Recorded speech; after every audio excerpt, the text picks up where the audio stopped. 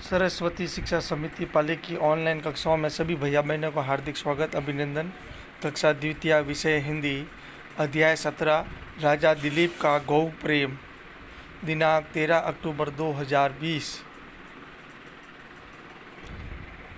प्यारे भैया बहनों, पिछले अध्याय में हमने पढ़ा कि राजा दिलीप और सुदक्षिणा की कोई संतान नहीं होने से वो महर्षि वशिष्ठ के आश्रम में रहकर नंदिनी गाय की सेवा करते। एक दिन राजा नंदिनी गाय को लेकर जंगल में चला जाता तो वहाँ उसके ऊपर शेर के द्वारा हमला हो जाता है।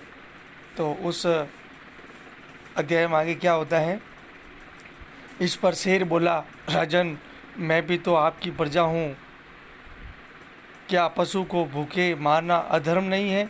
ये शेर उस राजा से कह रहा है, आप मुझे इसे खाने दे, जो नंदिनी गाय है उसको मुझे खाने दे।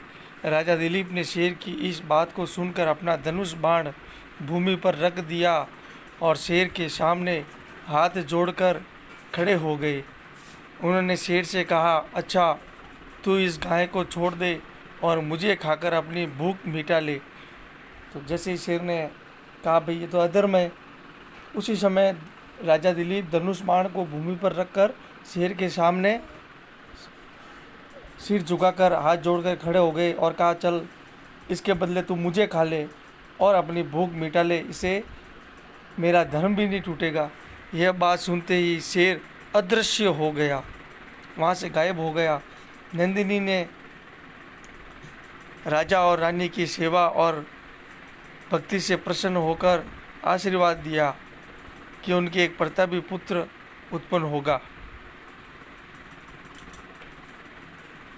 कुछ समय पश्चात नंदिनी गाय के आशीर्वाद से सुदक्षिणा ने एक प्रतापी पुत्र को जन्म दिया।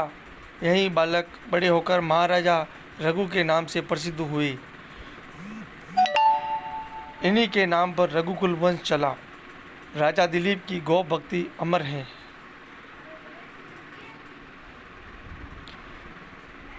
इस पाठ के कुछ प्रश्न हैं वो अभी करने हैं। प्रश्न ज़्यादा है, अगले यानी शुक्रवार के दिन पूरे अध्याय के प्रश्नोत्तर भी कर लेंगे। गृह कार्य अभ्यास के प्रश्न। पहला प्रश्न है, पाठ के आधार पर निम्न प्रश्नों के उत्तर दीजिए। राजा दिलीप किसके पुत्र थे? इसका उत्तर होगा श्री राम के पूर्वज थे।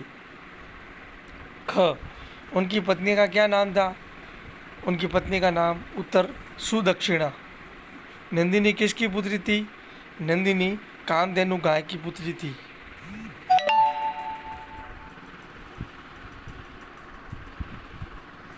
ग, राजा दिलीप और रानी सुदक्षिणा किसके आश्रम में रहे?